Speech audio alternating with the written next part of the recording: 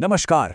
Railway group D 2026 की तैयारी करने वालों के लिए ये एक बहुत बड़ा मौका है। तो आज हम इस परीक्षा से जुड़ी हर छोटी बड़ी जानकारी को बिल्कुल स्टेप बाय स्टेप समझने वाले हैं, ताकि तैयारी को एक सही दिशा मिल सके। देखिए, ये परीक्षा ना एक लंबे सफर जैसा लग सकता है, पर यकीन मानिए, अगर जानकारी सही हो और स्ट्रैटेजी पक्की हो तो ये सफर काफी आसान हो जाता है। तो बस इसे अपनी तैयारी का वो पहला और सबसे मजबूत कदम समझिए, जो सफलता की मंजिल तक लेकर जाएगा। तो चलिए शुरू करते हैं। सबसे पहले कुछ बहुत ज़रूरी तारीखें और बेसिक बातें देख लेते हैं, जिन्हें जाने बिना तैयारी शुरू करना मतलब सही नहीं है। सबसे पहली और सबसे ज़रूरी बात, इन तारीखों को कहीं लिख लीजिए या मोबाइल में रिमाइंडर लगा लीजिए। एप्लीकेशन प्रोसेस 31 जनवरी 2026 को शुरू होगा और 2 मार्च 2026 को ख़त्म हो जाएगा। ये टाइम बहुत कीमती है, तो प्लीज़ आखिरी तारीख का इंतज़ार तो बिल्कुल मत कीजिएगा। अच्छा, तो अप्लाई करने के बाद आगे का रास्ता कैसा है, मतलब सिलेक्शन होगा कैसे? तो देखिए, रेलवे ग्रुप डी की पूरी सिलेक्शन प्रोसेस को 4 मेन स्टेजेस में बांटा गया है। चलिए एक एक करके सबको समझते हैं। यह है, समझ लीजिए, पूरी यात्रा का एक रोड मैप। पहला और सबसे इंपॉर्टेंट पड़ाव है कंप्यूटर बेस्ड टेस्ट यानी सीबीटी। अगर ये क्लियर हो गया तो फिर आता है फिजिकल एफिशिएंसी टेस्ट यानी पीईटी, और सबसे आखिर में डॉक्यूमेंट वेरिफिकेशन और मेडिकल एग्जाम के बाद ही फाइनल सिलेक्शन होता है। अब बात करते हैं उस स्टेज की जो इस पूरी प्रोसेस की जान है, कंप्यूटर बेस्ड टेस्ट यानी सीबीटी।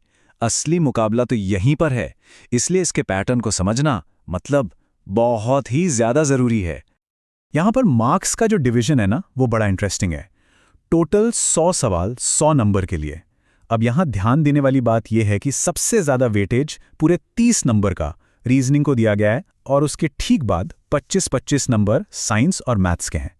यह समझना तैयारी की स्ट्रैटेजी बनाने के लिए सबसे जरूरी है। और हाँ, इन 100 सवालों को सॉल्व करने के लिए टाइम कितना मिलेगा? सिर्फ 90 मिनट। इसका सीधा सा मतलब है कि हर सवाल के लिए 1 मिनट से भी कम का वक्त है। तो स्पीड और एक्यूरेसी, बस यही 2 चीजें हैं जो यहां काम आने वाली हैं। एक और बहुत जरूरी बात, सावधान, इस एग्जाम में नेगेटिव मार्किंग भी है। हर गलत जवाब पर आपका 1/3 नंबर कट जाएगा, तो तुक्केबाजी से बचना है और सिर्फ उन्हीं सवालों को अटेम्प्ट करना है जिनका जवाब पक्का पता हो। तो अब जब हम एग्जाम का पूरा पैटर्न समझ चुके हैं, तो चलिए अब हर सब्जेक्ट के सिलेबस में थोड़ा और गहराई से उतरते हैं। शुरुआत करते हैं मैथ्स से। मैथ्स का सेक्शन ये चेक करता है कि कैलकुलेशन कितनी तेज है और प्रॉब्लम सॉल्विंग स्किल्स कैसी हैं। और इसमें अच्छा स्कोर करने का बस एक ही मंत्र है, प्रैक्टिस, प्रैक्टिस और बस प्रैक्टिस। सिलेबस में आप देखेंगे कि नंबर सिस्टम, बॉड मास, डेसिमल्स, फ्रैक्शंस जैसे बेसिक टॉपिक्स से लेकर परसेंटेज, टाइम एंड वर्क और प्रॉफिट एंड लॉस जैसे ज़रूरी टॉपिक भी शामिल हैं।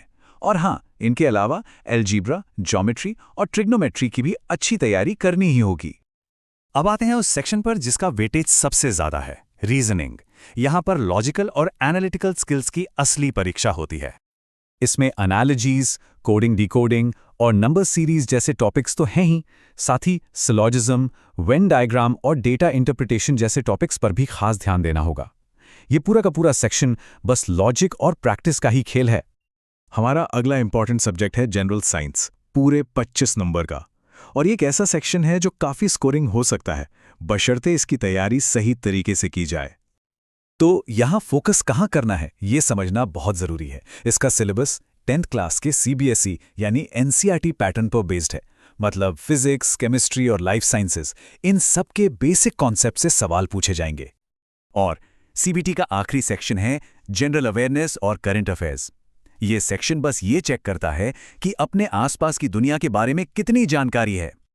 इसमें science and tech, sports, culture, economics और पॉलिटिक्स जैसे टॉपिक्स तो आते ही हैं, पर सबसे ज़रूरी बात ये याद रखनी है कि एग्जाम से ठीक पहले के पिछले 1 साल के जो भी बड़े नेशनल और इंटरनेशनल इवेंट्स हुए हैं, उन पर खास नज़र रखनी होगी। तो सीबीटी का रिटन एग्जाम क्लियर करने के बाद अगला पड़ाव है फिजिकल टेस्ट का, जिसे फिजिकल एफिशिएंसी टेस्ट या पीईटी कहते हैं। हाँ, ये सिर्फ क्वालिफाइंग नेचर का है, मतलब इसके मार्क्स नहीं जुड़ते, लेकिन इसे पास करना कंपलसरी है। मेल और फीमेल कैंडिडेट्स दोनों के लिए स्टैंडर्ड्स अलग अलग हैं। मेल कैंडिडेट्स को 35 किलो वजन उठाकर 100 मीटर चलना होगा और 1000 मीटर की दौड़ 4 मिनट 15 सेकंड में पूरी करनी होगी। वहीं फीमेल कैंडिडेट्स के लिए वजन 20 किलो है और दौड़ का समय 5 मिनट 40 सेकंड रखा गया है। तो इतनी सारी जानकारी मिल गई, लेकिन सबसे बड़ा सवाल तो अब आता है कि भाई तैयारी शुरू कहाँ से करें। तो चलिए एक कामयाब स्ट्रैटेजी के सबसे ज़रूरी पॉइंट पर नज़र डालते हैं। ये आप कह सकते हैं इस पूरी बातचीत का निचोड़ है, एक प्रो टिप है। जैसा कि हमने पहले भी देखा, मैथ्स और रीजनिंग ये दोनों मिलाकर ही 55 नंबर के हो जाते हैं, मतलब आधे से भी ज़्यादा। इसलिए इन पर अपनी पकड़ मजबूत करना सबसे ज़्यादा ज़रूरी है। और साथ ही साइंस के लिए 9th और 10th की NCERT की किताबों से बेहतर और कुछ भी नहीं है। तो अब जब पूरा सिलेबस और पैटर्न एकदम साफ साफ सामने है, तो अगला कदम क्या होना चाहिए? एक सॉलिड 30 दिन का स्टडी प्लान तैयार करना, है ना? क्योंकि एक अच्छी प्लानिंग के साथ आगे बढ़ना ही कामयाबी की गारंटी है। सही स्ट्रैटेजी ही इस एग्जाम में जीत दिलाएगी।